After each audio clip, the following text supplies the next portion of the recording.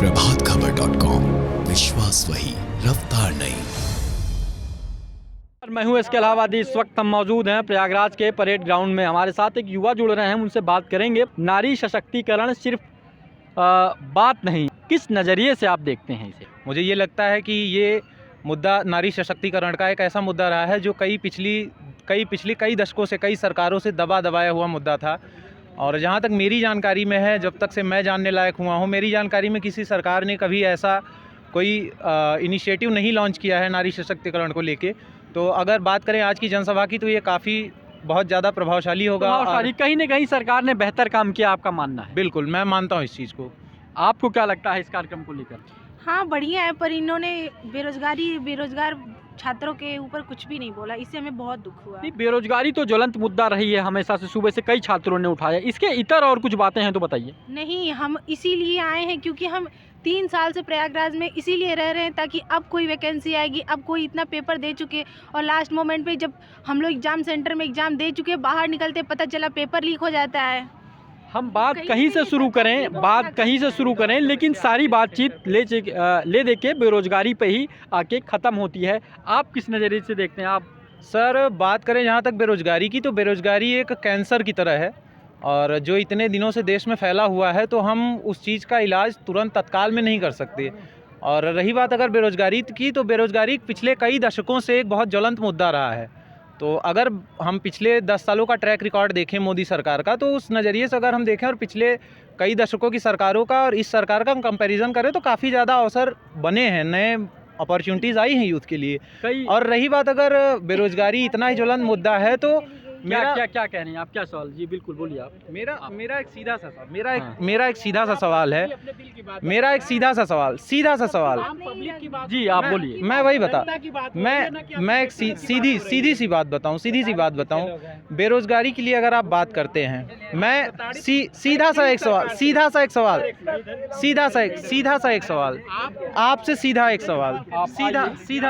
आप जैसा कि इस सरकार में रह के देखे होंगे, उनके ही विधायक, जिसकी सरकार है भारतीय जनता पार्टी की, उनकी सरकार के जितने भी विधायक सांसद है, वो खुद इतने प्रताड़ित होते हैं कि कभी कभी बयान उनका देखिए आप, तो ऐसा लगता है कि बड़े डरे धमके हुए से कहीं ऐसा और मोदी बाबा की जो है डांट फटकार लग जाए, तो कार्यकर्ता और जनता की क्या हाल होगी, ये आप आसानी से समझ सकते हैं। ये तो अच्छी बात है ना कि ये तो अच्छी बात है कि विधायक हैं, ऑफिसर हैं, डिसिप्लिन में है, तमाम चीजें। जनसंख्या को एकत्रित करना है, ये भारत का काबिल मित्र है हमारे भाई साहब जो सवाल पूछे, मैं उस सवाल के जवाब पे आता हूँ।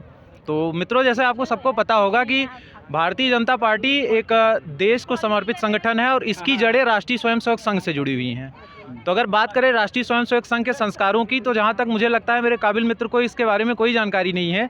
भाजपा में अनुशासन सर्वोपरि है और जहां अनुशासनहीनता दिखाई देती है, उसके लिए पार्टी हाईकमान अच्छे निर्णय लेके उसके लिए संबंधित कार्यवाही अनुशासन बता रहे हैं। आपकी बात ठीक है, अनुशासन एक अच्छी बात है कि हम पढ़ते हैं, जब से हमें सिखाया जाता है कि अनुशासन का प्रयोग करिए, पर जब वही लोग सत्ता में बैठ के अनुशासन का दुरुपयोग करते हैं, हम लोग एक छोटी सी, अगर हम लोग के साथ में कोई गलती हो जाए और पुलिस स्टेशन में क्राइम गलती से अगर एक मुकदमा लिख जाए, तो हम लोग की लाइफ खराब हो जाती है। और आप उन्हीं सरकार की नेता स्टेशन और फर्जी मुकदमों का, मेरे ख्याल से फर्जी मुकदमे की आप बात करें, पुलिसिया कार्रवाई की बात कर रहे हैं, इस पे आप क्या कहेंगे? सर, अगर जैसे हमारे मित्र कह रहे हैं जिस फर्जी कार्रवाई की बात कर रहे हैं, तो जहाँ तक मुझे लग रहा है, मेरी जानकारी में तो ऐसे बहुत कम मामले हैं। मैं मानता हूँ लूप होल्स हैं, गड़बड़ियाँ हो रही हैं, लेकिन जो गड़बड़ियाँ इतने दिनों से चली आ रही हैं, उनको तत्काल सुधार पाना संभव नहीं है। तो इसके लिए जो इनिशिएटिव किया जा रहा है वो बहुत अच्छा है। सही बात है, पहल करनी चाहिए। पहल ऐसे लास्ट मोमेंट पे ही क्यों गई? 5 साल सरकार रहते हुए इन्होंने मिला के देखा जाए प्रदेश में, आप लोग के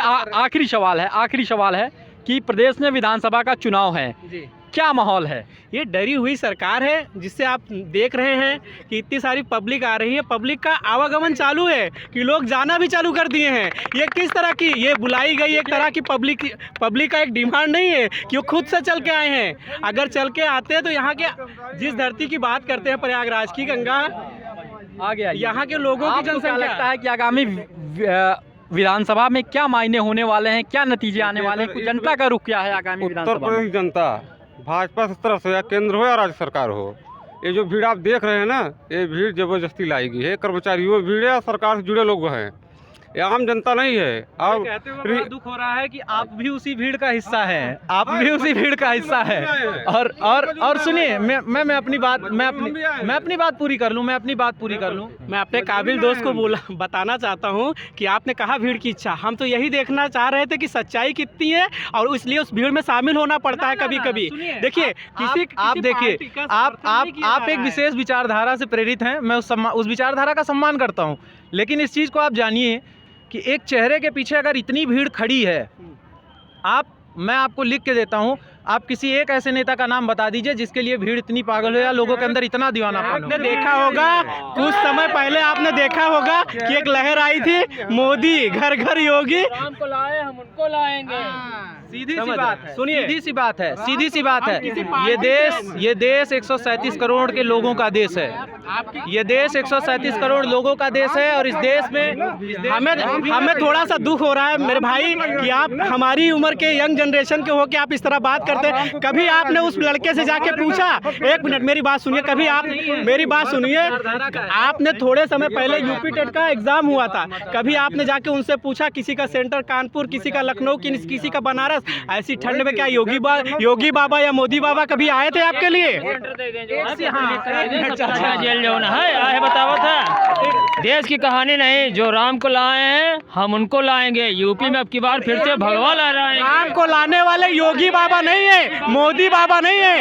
योगी को लाने वाले मोदी बाबा नहीं है, मोगी को लाने वाले योगी बाबा और मोदी बाबा नहीं है। सुप्रीम कोर्ट लाया जवाब। एक बात का सीधा जवाब आप मुझे दीजिए कि आप 100 मित्र, एक मिनट सुन लीजिए, 137 करोड़ के देश में आप रहते हैं, 137, हम हिंदू हैं, इस बात का हमें गर्व है और दिल से कहते। किताबें जो है ना बोलने में अच्छी लगती हैं, सच्चाइयाँ जो होती है ना उसे में पढ़ने में भी दिक्कत होती है और बताने में भी दिक्कत होती है। एग्जाम्पल आप जाके स्टेज पे भी डोमिनेट कर रहे हैं आप। अगर इतना आपके अंदर स्वाभिमान है, आपको खुली चुनौती देता हूँ, यही खुले मंच पे बहस हो जाए। आप माइक क्यों छीन रहे हैं? माइक इसलिए छीन रहा हूँ आपकी बातों को, ताकि उत्तर हम दे सके। आपकी बात मैं नहीं छीन रहा हूँ, मैं आपकी बातों का जवाब दे रहा हूँ। यही होता है। अच्छा आप बताइए, देश में युवाओं को कितना रोजगार मिला है? भाई साहब, अनुशासन सर्वोपरि। आपका नाम कहता है कितने युवाओं को रोजगार मिला है? मैं रोजगार की आप बात छोड़िए ना, आप सीधे आंकड़ों पर आइए। स्वास्थ्य की क्या स्थिति है? स्वास्थ्य की स्थिति अगर इतनी अच्छी नहीं होती, कोरोना महामारी से पूरा देश जूझ रहा था, आपका इंफ्रास्ट्रक्चर इतना, एजुकेशन की क्वालिटी देश में क्या है? नहीं, आप एजुकेशन की क्वालिटी की बात करें तो पिछली सरकारों ने तो हमें इतिहास बदल के पढ़ाया। हम वो पढ़ना, हमें की आप बात कर रहे हैं पिछली सरकारों की? मैं सीधे नाम लेके क्यों कहूँ? आप पिछले 60 साल 70 सालों का ट्रैक रिकॉर्ड उठा के देखिए ना। एजुकेशन के मामले में आप देखना चाहें तो आप दिल्ली चले जाइए, मैं किसी पार्टी का नहीं, एक जीता जागता है। ये अरविंद केजरीवाल की बात कर रहे हैं। मुझे जवाब अगर देने दिया जाए, साथ दिल्ली में जाके सुन लीजिए, डिपार्टमेंट क्या होता है, पढ़ाई क्या होती है, प्राइमरी अपर जूनियर क्या लेवल क्या होता है, प्राइवेट लेवल से बेहतर होता है। मैं आपकी तकलीफ बिलबिलाहट समझता हूँ मित्र, समझिए। देश क्या है? देश हमारा जो है ना वो वेल ट्रेंड बनाता है। देश जो है प्रभातखबर.com, विश्वास वही, रफ्तार नहीं।